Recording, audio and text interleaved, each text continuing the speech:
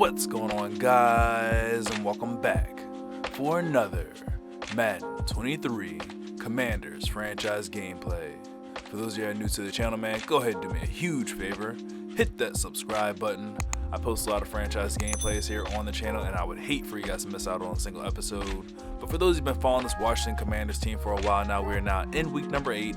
No video this week. This is going to be our week 8 bye-week video, so we got a lot of signing and potential trades to discuss and talk about. But we also have to talk about the new stadium that we are going to end up picking for our Washington Commanders. But before we get any further into today's video, just gotta let you guys know that the flow of this video might sound a little bit off.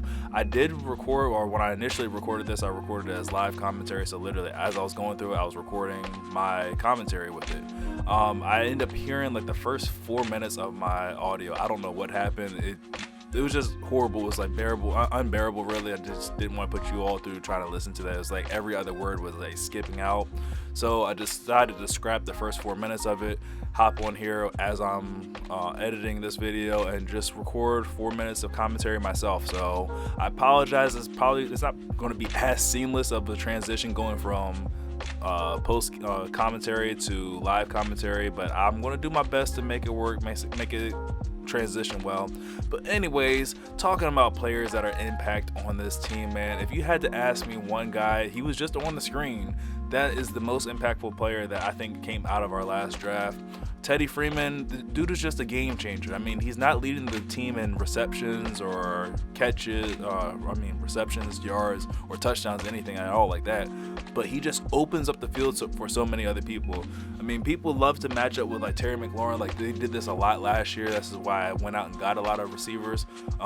Terry McLaurin normally always ended up pulling the best matchup. He ended up pulling the best guy. So whoever is the best cornerback, like it was Trayvon Diggs or whoever it was, he was always matched up with Terry McLaurin. He struggled to get open against other guys. So with having like Teddy Freeman on the field, a lot of people like to match up by speed, and Teddy Freeman is the fastest guy on the field. It's not Terry McLaurin.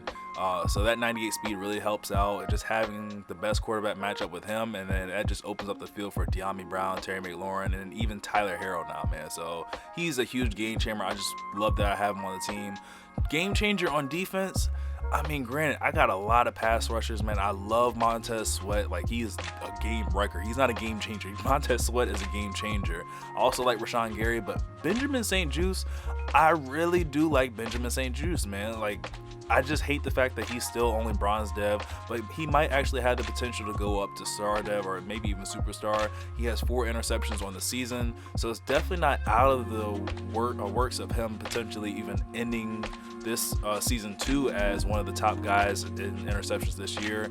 As we take a look, it's only Trayvon Diggs and Xavier Howard. Both those guys have 6 interceptions. So realistically speaking, we're only like 2 interceptions out of things with Benjamin St-Juste getting him up there as one of the league leaders, in a category. But anyways, looking at the choose a stadium option, man, this is huge because, like I stated before in that previous video where I talked about the relocation, I'm not stupid. I have been a Redskins fan for my entire life, like since I was like 7 years old, so I'm not about to change their city that they're working in. We're going to stay in Landover, Maryland, but we're going to get a brand new stadium, man. We're not going to be staying out here just dropping boo-boo water on our fans and everything. So my biggest thing with going into looking at a new stadium is I want us to be able to still have those snow games. I still want the potential of snow games, so that's my biggest thing. I'm sorry I don't know a better way to transition this, but here we go, back to the live commentary of the video. Let's take a look here at our fan opinions. Let's see, already pre-ordering tickets to the Monster Truck Rally, affordable. No one is going to take their family to that cheap stadium. Wow, okay, tell me how you really feel. It's practical, so I'm okay with it being conventional.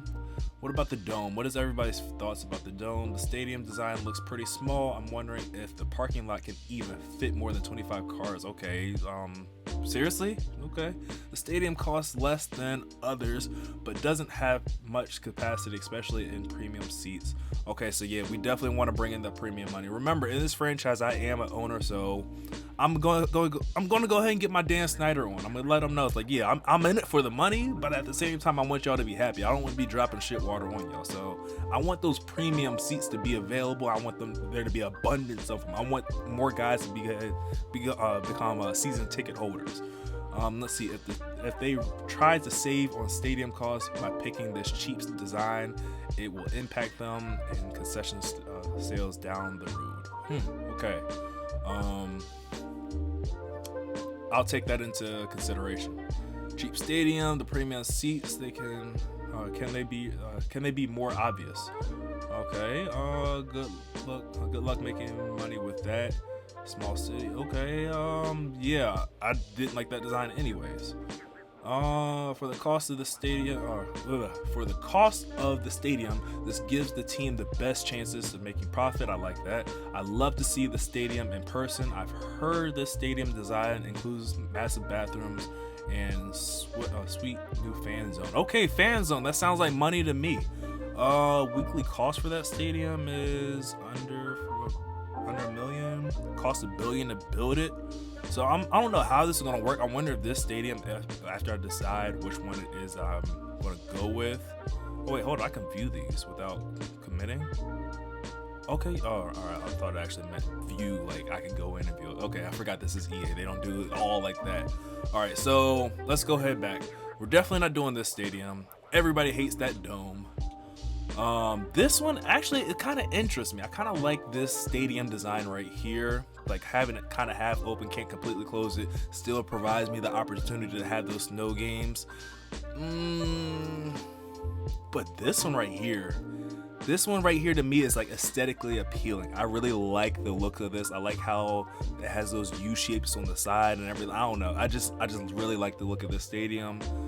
They better pick this one, maybe. Okay, see, look, everybody seems to be on board with this. The last guy, Francis Forever.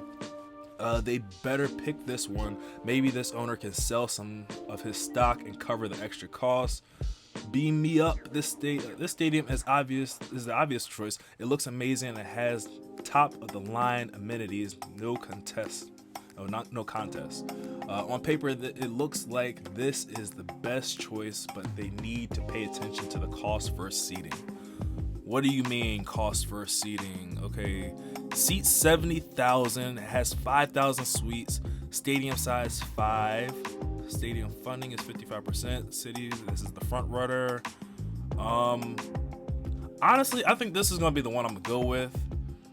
I don't really care for the sliding dome because again, I want to be able to continue playing these snow games, man. We're in Maryland. It snows sometimes. It has not snowed this year in Maryland, but it does snow in Maryland, and I would like to have the option of that continually. All right, you know what? I'm just gonna go ahead and pull the trigger. This is gonna be our new stadium right here. I'm gonna take a screenshot right here. Y'all probably already saw it in the thumbnail, but yeah, this is gonna be the home of the Washington Commanders. Now we need to get into the contract situation, and this is going to be a doozy right here for us. Don't know why I said doozy. I never normally said that. Quick side note before I get into this. Looking at Rashawn Gary right now, he has very high interest in re-signing with us. For those of you that have had issues with guys having low interest, this is a little hack that I found out. Let me go. Where was it at? I went to team and scheme. Before, my team was set as a base 4-3. So let me go back to show you real quick. You already just saw he had very high interest in coming back to our team. But if I set us as a base 4-3 like we were before, and it should do it again. And now I go to Rashawn Gary. You see that he has very low interest in re-signing to our team. So quick way that could help you, like a little cheat, a little hack to if you are having issues with re-signing players. And trust me, Rashawn Gary is a guy that I do not want to lose. So I was thinking of any way that I could help raise his interest. Maybe just doing something as simple as that is just changing your team scheme and everything else. It will help you get those high interest players. So yeah, I did that for Rashawn Gary. And now he is highly interested in coming back to the team. But as you see, unlike last offseason we had over $133 million to work with. We're capped off at $75 million right now. So we got Rashawn Gary, who's asking for $28 million. Montez Sweat is an X Factor. He's asking for $62 million. Kendall Fuller is also asking for money. This is where we get into that trade situation I was talking about. Cam Curl, love him dearly. I love him on my team in real life, but he's probably not coming back. Then I also have Antonio Gibson, my starting running back. He has no interest in coming back, and if I'm being quite honest, I don't think I'm going to bring him back. I do like the fact that I have Brian Robinson behind him, and I also have that new rookie that I ended up drafting. What is his name? Kenny McIntosh, 94 speed, really good guy. Andrew Norwell, someone I really want to bring back also. Joey Sly, definitely want to bring my kicker back. Don't want to be in a situation where I don't have a kicker. Bobby McCain, not worried about him. James Smith-Williams, not worried about him. Tony, I'm not worried about you. Cornelius Lucas, not worried about you. Jalen Jones, he is a rookie. I ended up getting him out. He was an undrafted rookie. Can't sign him back anyways right now, but he's definitely a guy that I'm interested in bringing back. That goes along with the Kendall Fuller trade that I'm talking about. And Casey Toohill, not worried about you. He's an undrafted free agent rookie. Can't talk to him anyways, but I might try to bring him back on a low deal because I like his stats. I just think he has some kind of potential there. What kind of potential it is, I don't know, because I got Aaron Rodgers. I'm not worried about starting this rookie when I got Aaron Rodgers, so it is what it is. He's a decent backup, I believe. Sadiq Charles, not really worried about you. Anyways, first person that we're going to worry about signing that I am 100%, 1000% worried about is going to be Mr. Montez Sweat. So we're going to go ahead and start negotiations with him. Montez Sweat is only 26 years old. I want him until he's at least 31. So we're going to offer him a 5-year deal. Roughly toss him a little bit more cash his way, a little bit bigger signing bonus, and let's go ahead and get this deal done. He is locked in for the next 5 years with the Washington Commanders. I have this man's autograph on a picture. Like, I'm not letting you get away. Like, you're staying with my team. Now, Mr. Rashawn Gary has a lot higher interest than what he had before. He is 25 years old. Now with him, what I'm going to do, I'm almost on the fence. I'm pretty sure that the way that he's playing right now, if he continues, he will get upgraded. He will be an award winner or something, and he'll go to superstar dev, or best case scenario, I get a dev game for him and then he goes up there. So I'm going to sign him for a 3-year contract, do a little bit of the same thing, throw him a little bit more cash here and there, give him an $8 million signing bonus, and just like that, we got a deal done. He is going to be on the team. Deal done. We got the deal maker achievement there. Rashawn Gary is locked in, man. Our defense is scary. So now let's go ahead and take a quick look at our defense, because this is where I'm going to have to get into the conversation about what I want to do with Kendall Fuller. So currently I have him thrown up on the trading block because I definitely think that I could get rid of him. I mean, currently he's not a starter. I have Benjamin St. Juste and Joey Porter Jr. starting for me. He is sitting in the slot. He has had a really good year. He's got 4 interceptions on the year. So it's not like he's playing like a bum or anything, or scrub, not at all. He's ranked 23rd, best corner, one of the best corners in the league. But my issue is he wants money. We don't really have that. We do have money to pay people, but I don't want to pay someone when I have an abundance at the position. So take a quick look here at our roster. The guy that I'm thinking about putting in that position to take his spot is Sharif Casey. I ended up drafting him. I believe I ended up drafting him in like the 4th round, I believe. Was it 4th round? Let me see. No, 5th round. Ended up drafting Sharif Casey in the 5th round. Really good guy. Great stats overall. I mean, definitely a low overall, but I mean, what do you expect? And he is 6'3", so he has so much room for potential growth. Plus, Kendall Fuller is only a star dev player. He's fine, so I mean, in no time, he could really be the exact same. He's definitely going to be lacking in the coverage-wise. He's definitely more of a man type of corner, so he might struggle a little bit from time to time in that slot corner position. Or who knows, that actually might be better for him to be in the slot corner position. He might be able to guard guys a little bit easier. Plus, he's a lot faster than, well, not a lot faster. He's like, what, 3 speed? Actually, no, he is a lot faster than what Kendall Fuller is.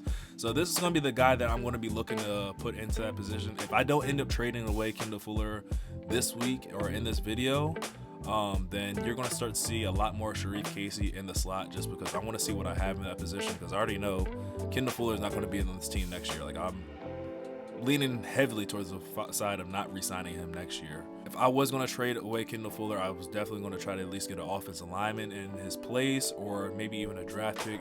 Draft pick is probably going to be the easiest thing for me to get right now, but Sadiq Charles is who I'm looking to replace.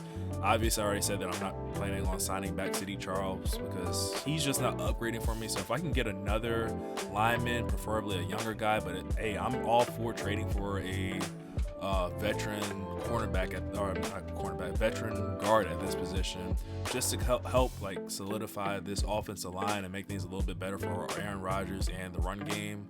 So I don't know, it's on the fence there, but like I said, we're going to start to see Sharif Casey playing in the slot corner position starting actually next week. I'm actually going to go ahead and make that change right now while I have it in my mind, because if I don't, come Bills week, I will completely forget about that. So we're going to go to our depth chart right now. Go ahead and pull Mr. Kendall Fuller and put in Sharif Casey now. Okay, there we go. And just for good measure, I'll go ahead and put Kendall Fuller on here because, I mean, he is a good player. I don't want to have him like completely out of it, but it's just if anything were to happen, knock on wood that it doesn't, but if anything were to happen to Sharif Casey, then obviously I would put Kendall Fuller in there to take his spot. All right, but yeah, that is what we got so far. We didn't have too many guys that we could sign right now. Let me go back and see if there was anybody else that I wanted to sign, but I just didn't. Like I already talked about him. I'm just going to go ahead and pull that offer from Cameron Crowe because I'm not re-signing him. He's, like I said, he's a good player. Nothing against him. He's just too slow for Madden-wise. But in real life, dude is a freaking beast. He's a monster. I love everything about him. Joey Sly, we cannot talk to him until next week, so I might be doing some signings here and there during the games or during the videos, the pregame stuff. I don't know quite yet, or I just might do those completely offline. Andrew Norwell, he has zero interest in re-signing at all. Let me see if I can do my little trick that I just talked to you guys. Maybe we can see it working live in action here, or maybe I'm just going to be out of luck and dude does not want to come back to our team. So we're going to go to team and scheme. He's an offensive lineman. I think he's more power run, so multiple power run offensive scheme. Will that work? And nope, didn't work. Let me do this. Let me go to player card, go to motivation, see what it is. Oh, it's the no income tax.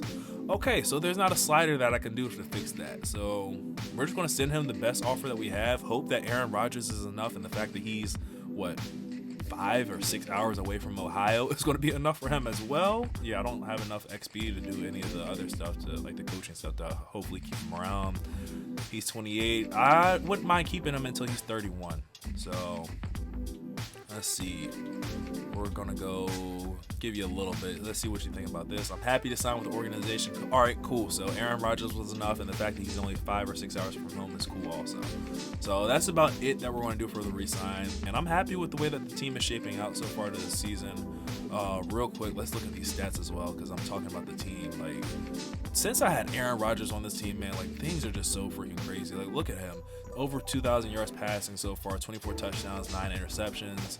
Rushing attack is decent. I mean, Antonio Gibson's doing his thing. I need to get Kenny McIntosh involved a little bit more in the running attack, but it's hard to take Antonio Gibson out of the game.